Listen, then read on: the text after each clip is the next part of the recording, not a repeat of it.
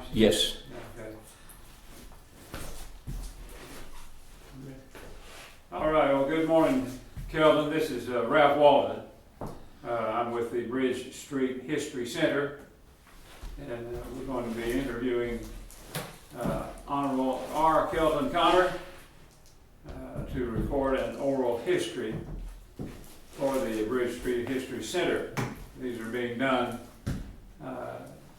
and have been for several years now, and we're collecting this information from people who have been in Granbury for a long period of time and have some knowledge about things here in Hood County since probably after the lake came in or in or about that time. And so that's kind of what we'll be talking about here today, Kelton.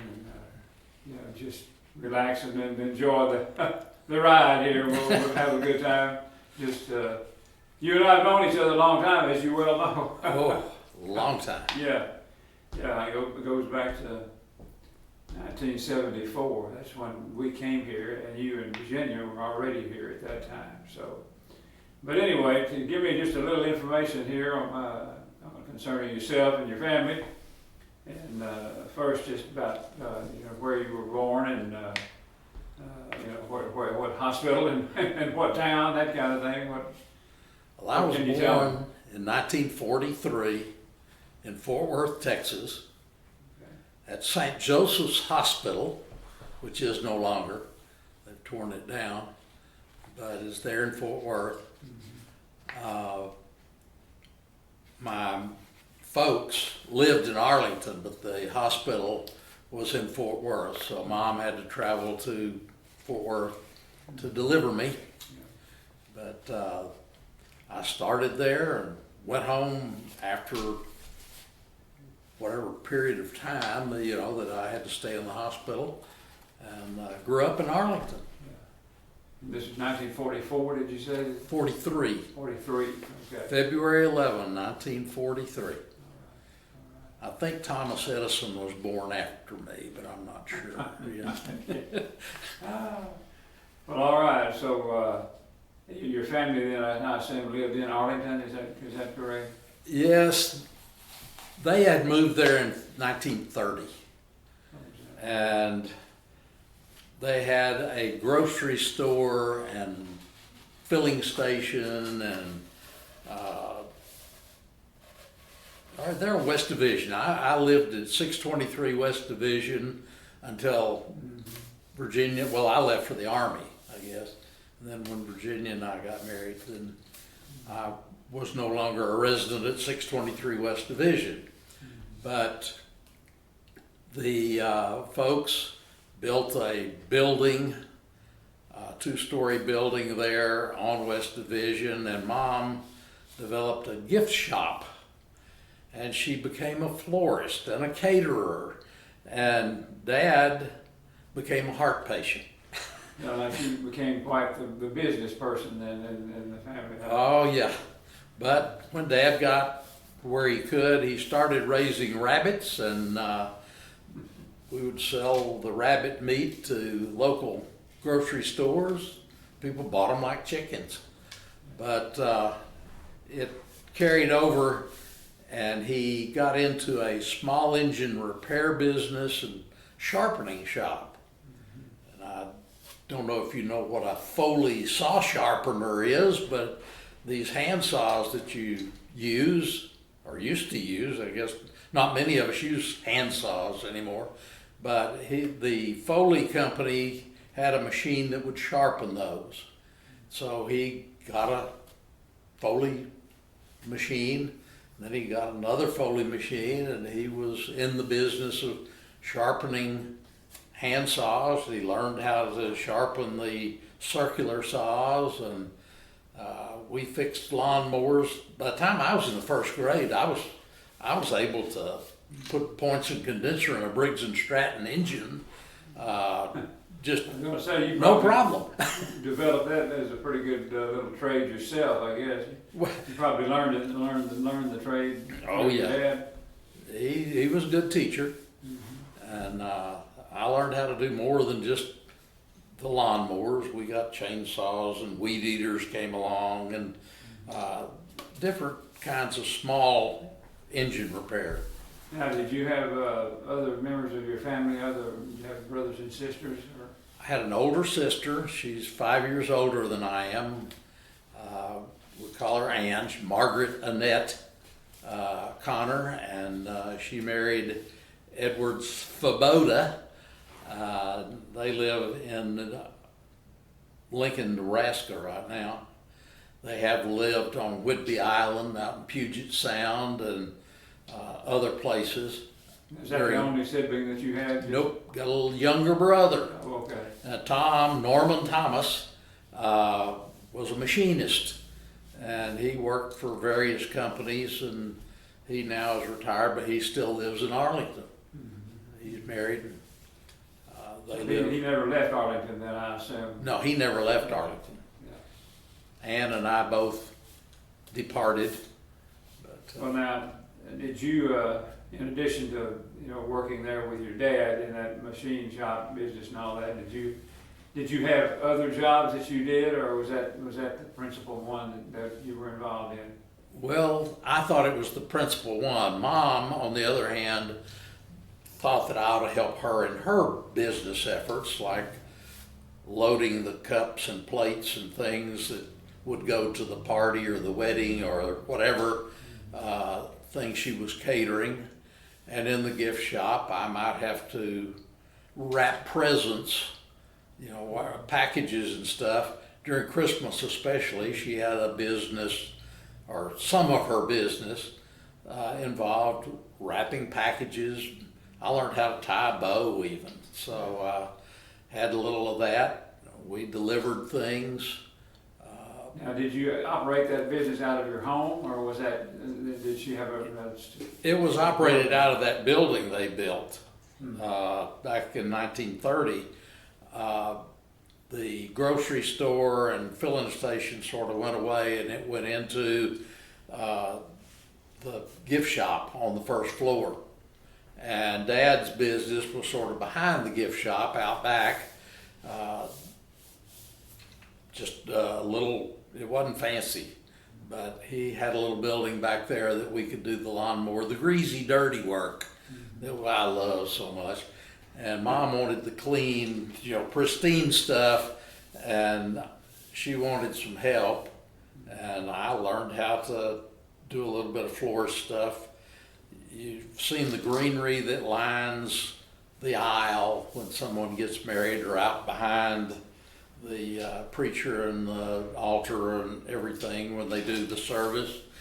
I got to set those up, and as soon as the wedding was over, got to tear it down and take it back and put it in storage. So did you ever work for a third party, or was it always in the family business? Basically always in the family business. I got to work when Mom decided that a little lady up the street needed her lawn mowed or something. I got sent up there. Did you get paid for it? Are you kidding me? A couple of bucks maybe. Yeah.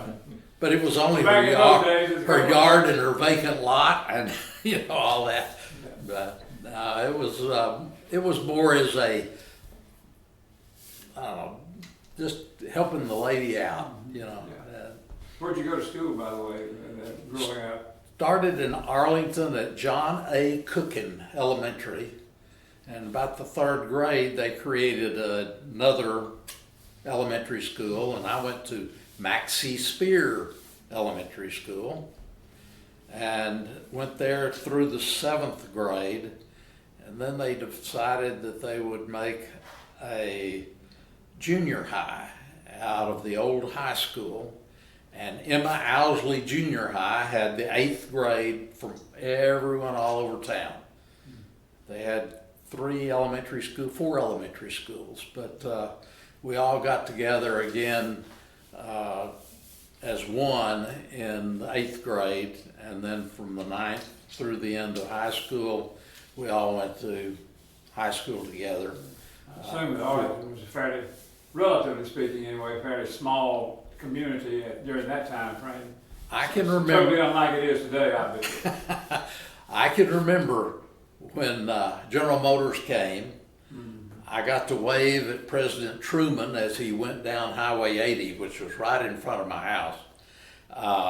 And this two-story building, I was up the second floor waving out the window as he drove from Dallas, or he rode from Dallas to Fort Worth. And I think that was in 48. Well, he was president Somewhere, from you know. 45 to 52, Yeah.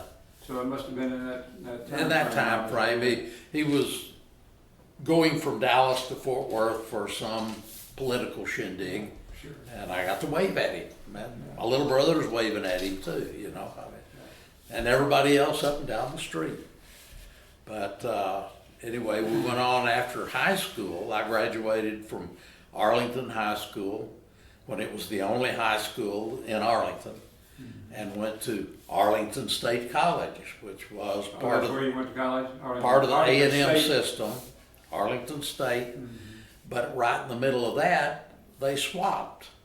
And it left the A&M system and went to the University of Texas system, Right. becoming the University of Texas at Arlington.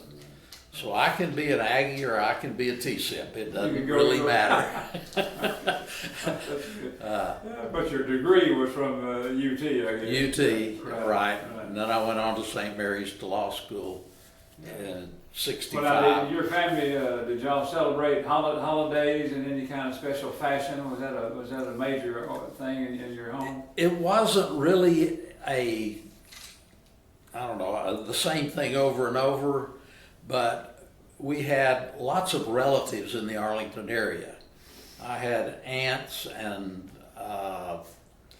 cousins, and some of my cousins were old enough to be my aunts, but we would go to their house or they would come to our house on Christmas especially, just kind of a get together. But as far as having to do it a particular way or have it in a particular way, time and time again, we didn't. We had Celebrate the 4th of July? You know, Arlington had a big celebration like Granbury with the fireworks and all, the parade. They started that. I can remember when it started, and I think it continues today. And Granbury has kind of done the same kind of a thing with the parade. In fact, we've got a parade tonight. If it doesn't get rained out, St. Patty's parade here in Granbury is tonight. Oh, is that right? I didn't even know that. Yeah. Well, we have a big 4th of July program, that's for sure. Oh, yes, indeed. Well, now, what kind of a kid were you? Were you a mischievous sort of a child? No, not at all.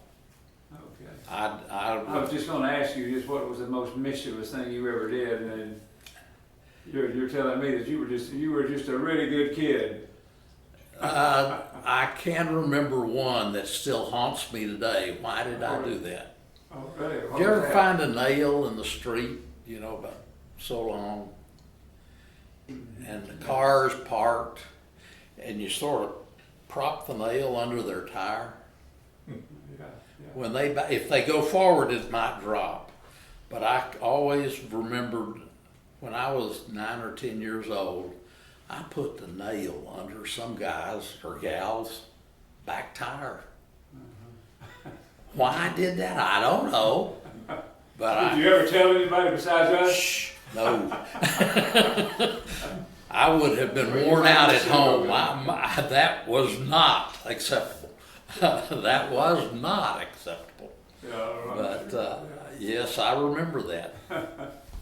Well, confession is good for the soul, you know. Let's hope. Well, tell me about, you mentioned Virginia earlier, and so you in Virginia married at some point in your life, you're still married to this day, and so that's been a few years. When I left home this morning, we were still together, but when I was in law school, I had some occasion, I don't remember if it was Phi Delta Phi, which was the fraternity that I was in law school, but there was a shindig of some sort, and I needed a date. And all the girls that I'd been dating were back here in the Metroplex, and so I had a blind date set up for me by one of the other law students. And That can be good or it can be bad, you know? that's right. But that one has worked into 54 Yeah, years of work. marriage so far. That would work real good. Yeah, we met on the blind date. So now, you went to law school in St. Mary's, did you say? In San Down Antonio. in San Antonio, okay. Right. Yeah. And after we married, after I got out of law school, I was in the Army, and I came home on leave. Well, And now, let's talk about that for a second. You went into the military, I did. and that's before you even met Virginia, did you say? No, not before I met her. Okay. Oh, no, this was while in law school that I met her. And when the last semester or so of law school, I knew that I was on the list for that, come here, boy, we're going to cut your hair off, Uh-huh. you know. And that What was letter, your number? Did you have a number? no, they didn't Draft have number? numbers then. That was before the draft numbers came out. I had been given deferment after deferment after deferment Yeah. to finish education. So I knew that I owed them. So I went down to the local recruiter and I was going Now, to, what year was this? that would have been 68. 68, okay, go ahead. In 68. I graduated in 68, so it's earlier that year. And I went and I really wanted to get in something besides the Army. But I missed math. The area of a triangle, the hypotenuse square, all of that stuff went, well, 1/3 of the base times the height.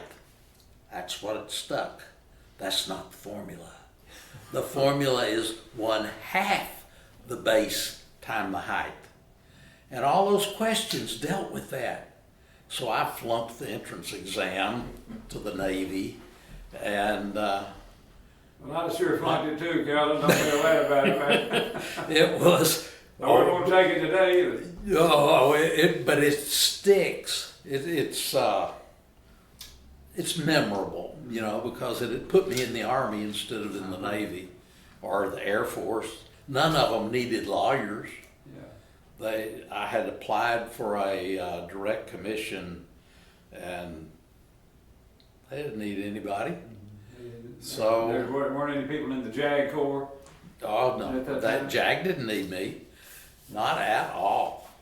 So I signed up with the Army. They had a special deal where they would feed this group of people going in mass the Hemisphere platoon, because that was a big thing in San Antonio. And the Hemisphere platoon was a bunch of college grads who were going into the Army, and either you were going into infantry or artillery or one of the other branches of the Army, and I chose artillery.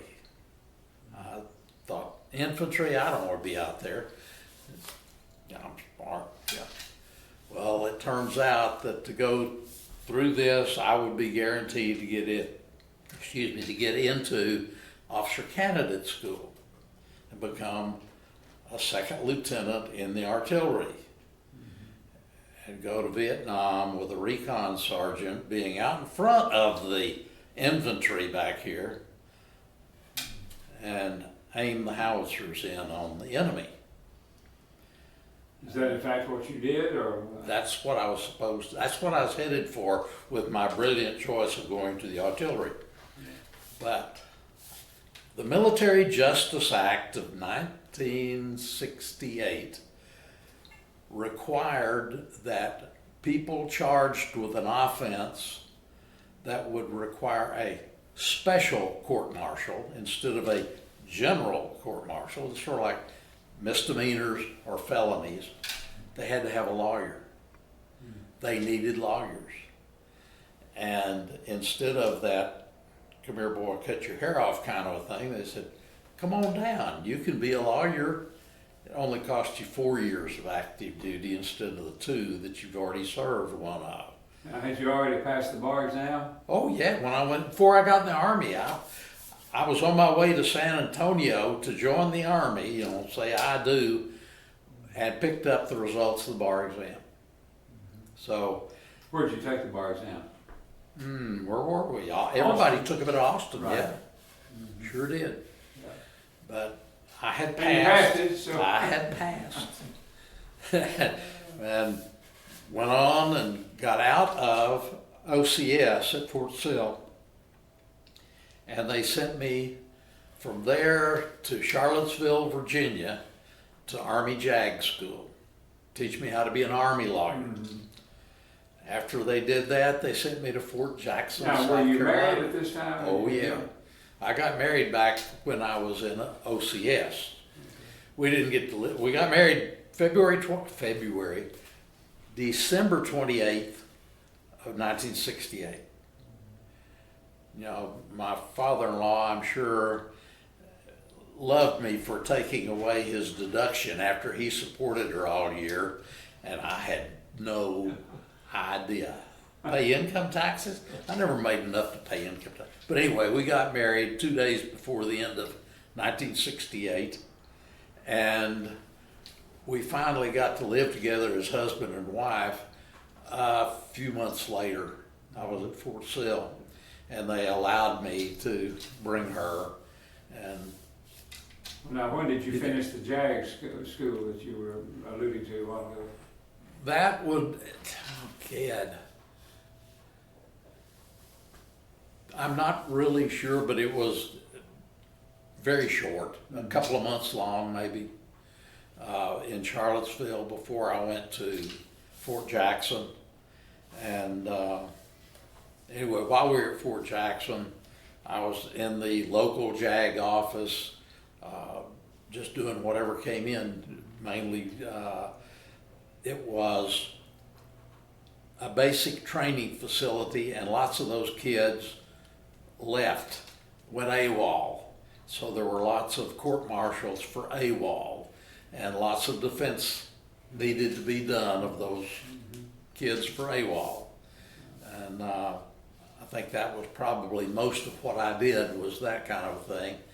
And after a couple of years there, most of us got orders out of the 5 of us that went to Fort Jackson out of that JAG school.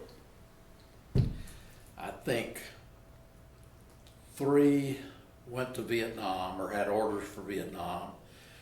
To serve as JAG officers in Vietnam? Oh yeah, yeah, they would have been defending whatever or doing whatever they had to do.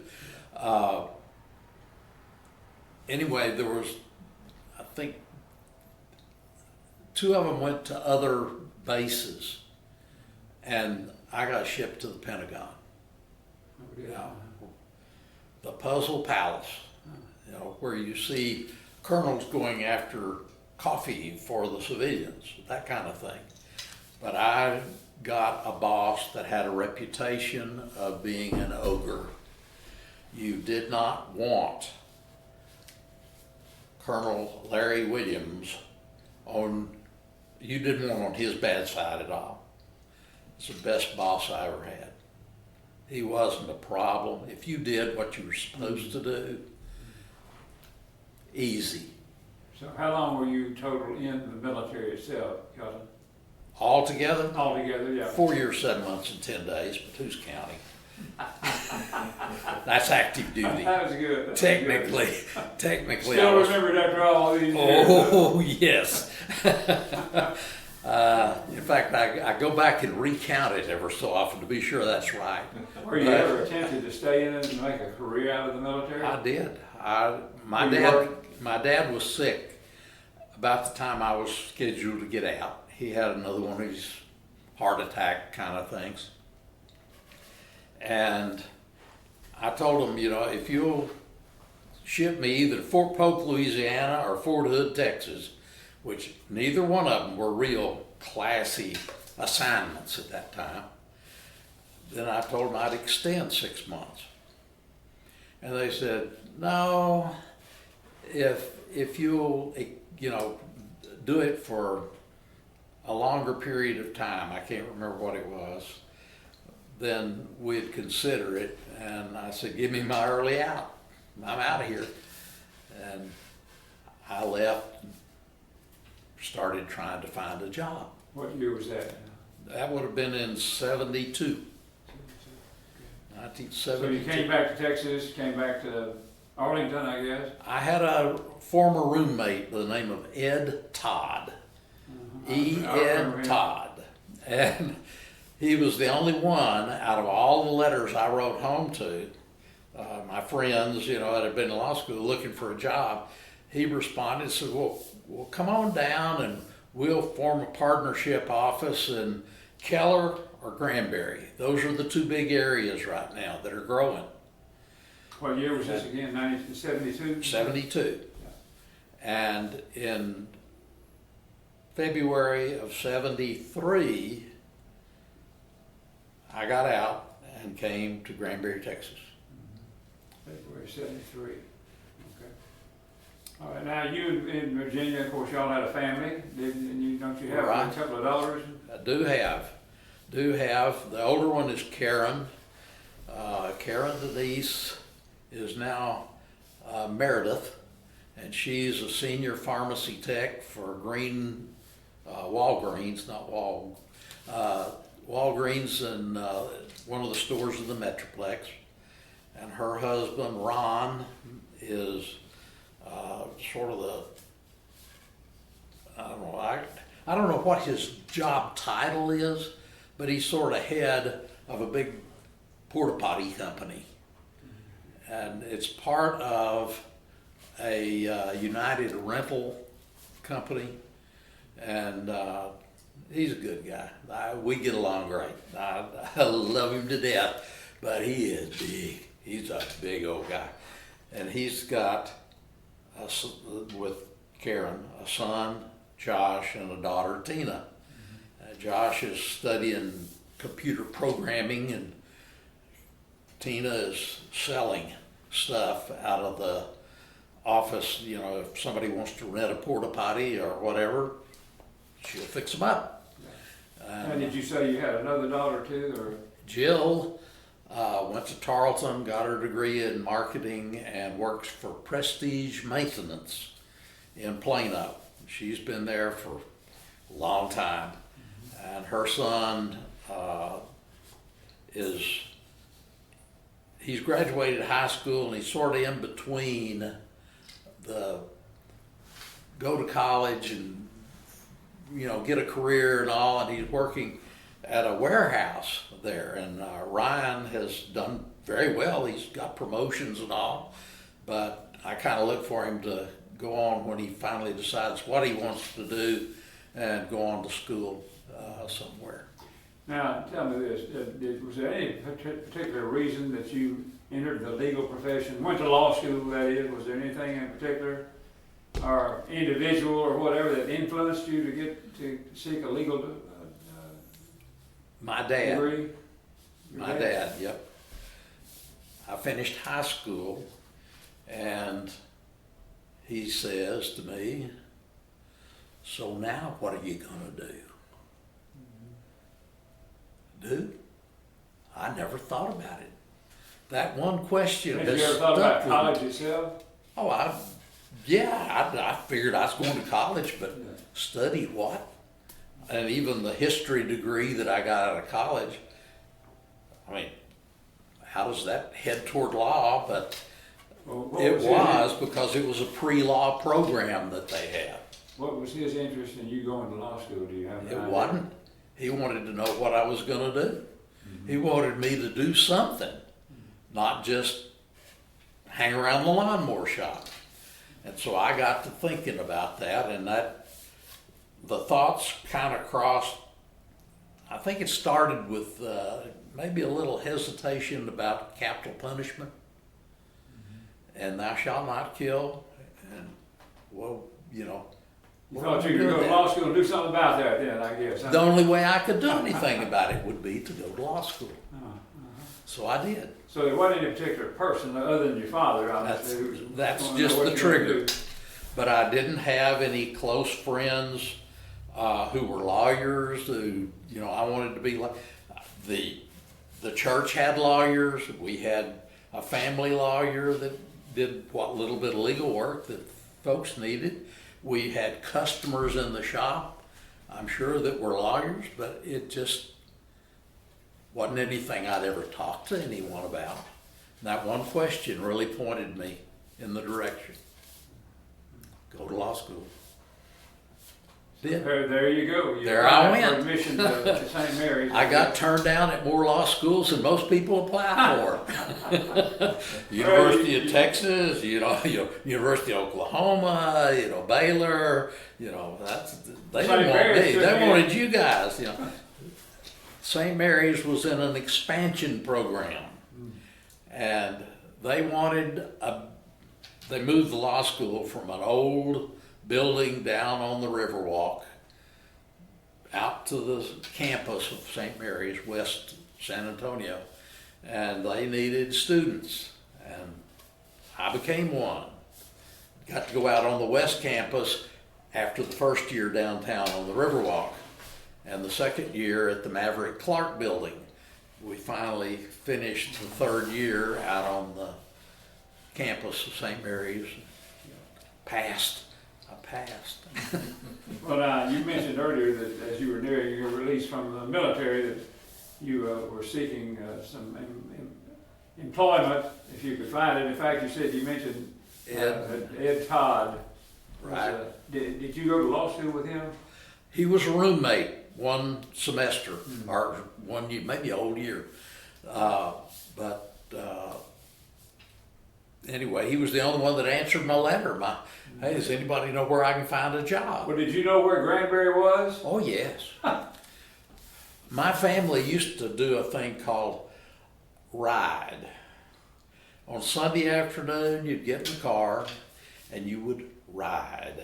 Okay, yeah. My folks enjoyed riding, and we would go, one of the best places was Glen Rose. If you're familiar with the low water crossing down there, there's a place that has a sandy area, sand dune, I wouldn't call it, but a sandy area, and we go swimming. We get to go swimming, It's a big deal, man. Big deal. Yeah. Unless there was a church having a baptism.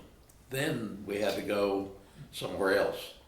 We didn't tend to go up to the big rocks. There were too many people up there. But that was... So sometimes the Baptists interfered with your Sunday afternoon swim. It could have been anybody. It could have been the Catholics or the Presbyterians, anybody that my folks respected their right to do what they needed to do, and we left. Yeah. But sometimes we would come through Granbury, and Granbury just wasn't. The old Iron Bridge, Wasn't much here, was there? There wasn't anything really. Did you know anybody here? No. Didn't know anybody in Glen Rose either. Well, now, did Mr. Todd have an office here? Weatherford. He just knew that Granbury was beginning to grow. They were building the lake. I don't know what was going on in Keller. We never made it up there to look. But we came to Granbury, and he stayed in Weatherford. I worked down here. So you came together, you guys sat down together and decided that you would form a partnership, I guess it was? That was what it was. Yeah. It didn't last long.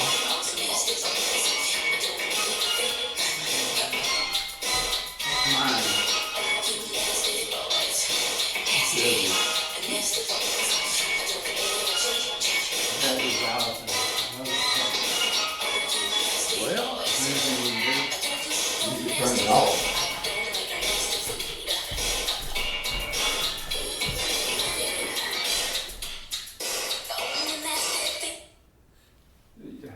Let me turn it so I can turn it off. I turned it off. Oh, did you? Okay. But anyway, no, I didn't know anybody down here, and we formed this You partnership. know, I've held people in contempt for less than that. Have you? Yeah. I almost got in contempt one time, but as it turned out, the phone that went off belonged to the judge. Not Not you. this judge. Not this judge. Judge Simmons. But it was fun. Yeah. But anyway, so that's how you got into I got to legal Granbury investing. that way, and I was accepted. Mr. Burton Burke Sr. was the county attorney, Right. and within a few years after I got here, he decided he wanted to retire. He had retired as DA, I think, at Lubbock. Come here, and they convinced him to be the county attorney here. And anyway, the Burks family is The Burks still family. here. But I became county attorney. I was appointed when he retired, and I can't remember what year that was. I think 74. Yeah, I remember when I came here in 75. '74, he was still the county attorney. Right. And in fact, I think the very first criminal jury trial I ever tried as a defense lawyer, he was the prosecutor. The old fellow was the prosecutor. And yes, he was an outstanding lawyer. He was the district attorney out in Lubbock County for many years. And his family lived here. He had a family here in Hood County, though, as I remember. Yes. Yeah. Yes, they had Burton Burks Jr. and Jim was a grandson. And you mentioned, Kelton, that you served as county judge here, did you No, not? county attorney. I was never county judge. County attorney, I'm sorry. Milt Meyer was the county judge, and they appointed me for the remaining term that Mr. Burks had. And that was about a year. And then I had to run for office, and I ran for office and served one term, and I was paying the secretary in private practice more than they were paying me. So I decided I needed a little more assistance with raising a family and paying bills, so I didn't run after that.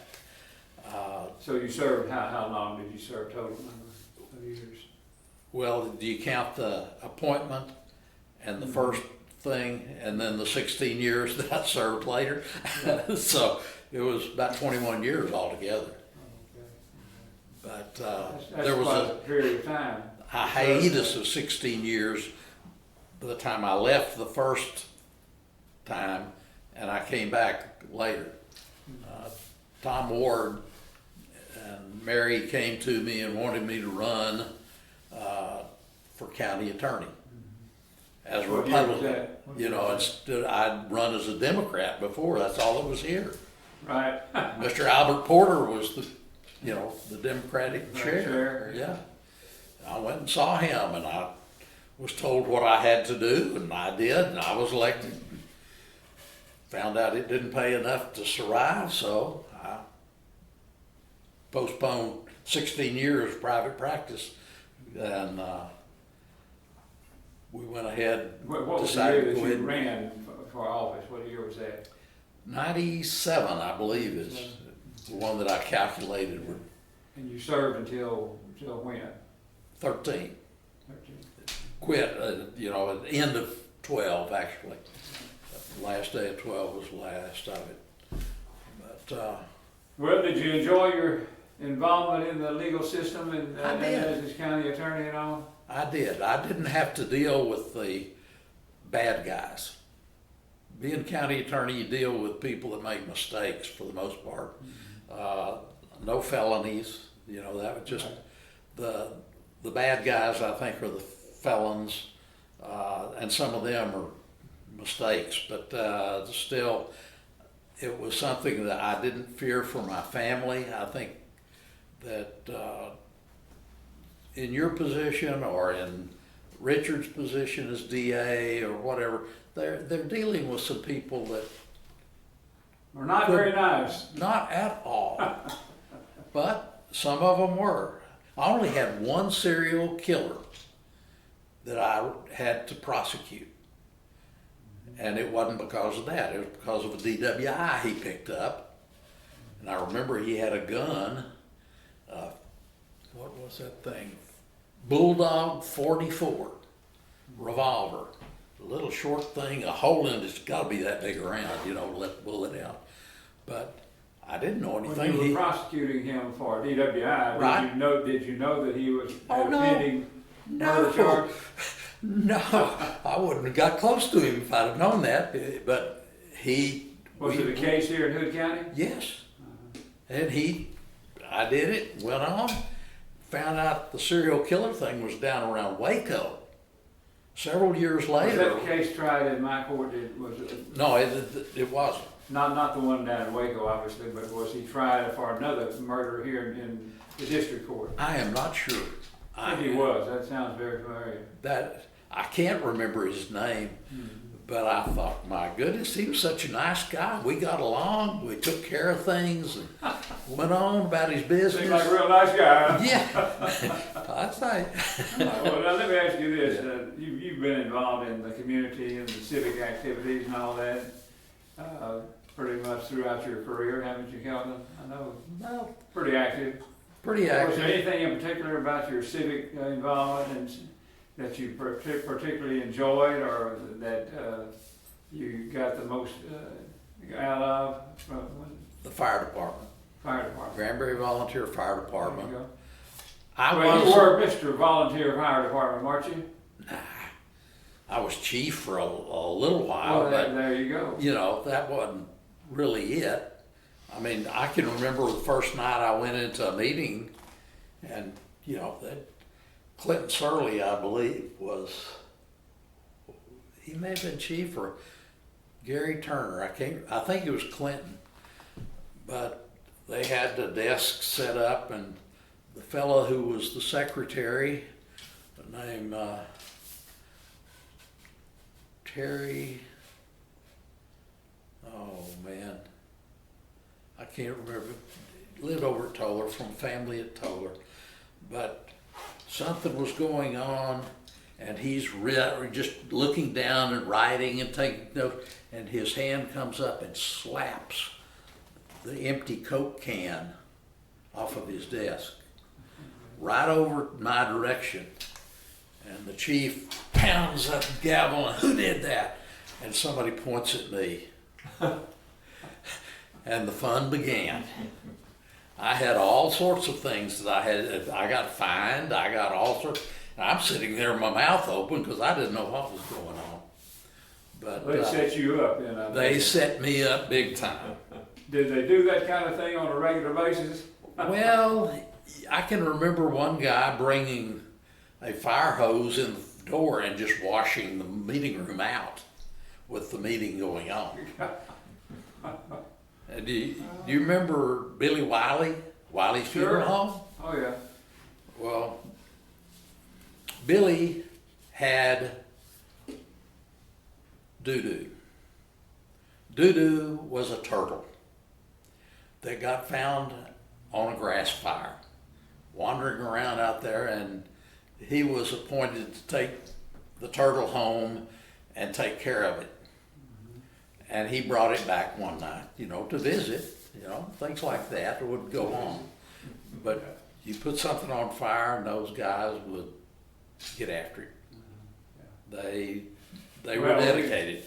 We're fortunate to have some really good volunteer fire departments. We have And more we than, appreciate your service all those years. How many years did you serve in the volunteer fire department? I think it was 26 that the plaque says. That's a long time, yeah. Well, Well, you did a great job. Well, We appreciate that. I think the other guys did a great job. I got some credit for some of it, just by guilt by association kind of a thing. And when did you finally resign from that or retire from that?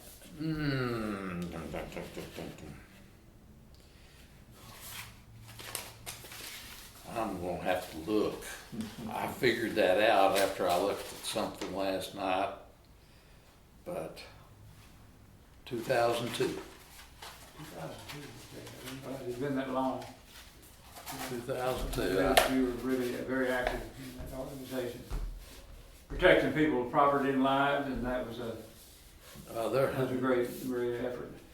there were a lot of guys on that department and the other departments. I don't want to demean any of them because they all volunteered time and effort, and they, the getting guys and gals cut out of cars that have been wrecked is not fun. And yet they saved lots of lives, and they lost some. I mean, I can remember one fellow that was in an 18-wheel truck, and he wrecked over west of Toller, and the steering wheel had been folded back on him, and one arm or the other, and I don't know which, but it was pinning his arm back. And it was cold. Oh, it was cold. And we got over there and had to get jaws of life and all that kind of stuff in there and get him freed. And before we could do that, he just was there. And I can remember a young lady who was on the ambulance crawling up in that cab to take care of him, while some others were standing around in their coats, all bundled up and everything. And Meredith got in there to help that guy. And, it's that kind of dedicated service that, I thought, man, if she can do that, I can do what little I can do to help. And So that's you're the proudest of your service through the Volunteer Fire Department? oh, those guys, they did it all. They did it all. But the association with them, I'm proud of that. Yeah, well, you should be. You should be. That's an excellent service to all the people in the entire county. What? And, you should be proud of that.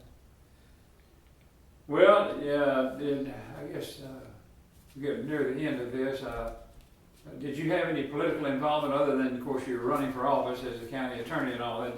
Were you politically involved with Republicans? Ultimately, of course, this became an entirely Republican county. Right. So I was part of the Republican club, but after I got out of office, I kind of went away from that.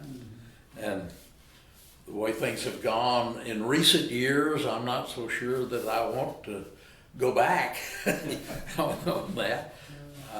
But there's some good people out there right now, and there's some that I wonder about. But I'm not interested in getting back into politics at all right now. Well, I understand how that is. I spent 28 years on the district court bench, so ran a few races. Fortunately, only one was contested. Well, Kelton, we appreciate you and your service to the community and all, as you've outlined here for us. Is there anything else that you would like to share with us, or concerning your association here in Hood County and what got you here and all that and kept you here? Well, I have been accepted. I've been supported by my family, my wife, Virginia. I don't know what I would have done without her. She took care of the kids while I was fighting fires. I would be at the fire station and she'd be at home. And I can remember one time when a tornado come through, and that wasn't real warm reception I got when I got home, leaving her home with the kids like that. But she's been very supportive over the years, and I think the entire community has been supportive. We've had a great community. Do they still have the pancake supper? They don't. I didn't think so. I didn't think I've heard anything about it in recent years. No. Well, it's a great organization without a doubt, and we appreciate your service there, and of course politically, and through the county attorney's office and private practice all those years, and you've been an excellent citizen. So, yeah. You got anything you wanna say? All right, well then, if there's not anything else, Kelton. Well, I do want to mention, I've had some secretaries over the years that were very, very influential with me. But Anna Swearingen worked for me for a while and then went with Jan Bartow, but we lost her recently. But those gals in the office staff that I have had the privilege to serve with, you know, I don't know, guys and gals. When I was in county attorney's office, there were some guys that were in there too, but the ones that did the real work, typing and all that kind of stuff, I can't type worth a flip. They saved me. They saved me. And I think we they all attest to that fact, yeah. Oh. Without them, we'd have been up a creek. or in the jailhouse for contempt or something. All right, well, we appreciate you, Kelton. Thanks so much for your time and this interview, and that will conclude the interview of Honorable R. Kelton Connor.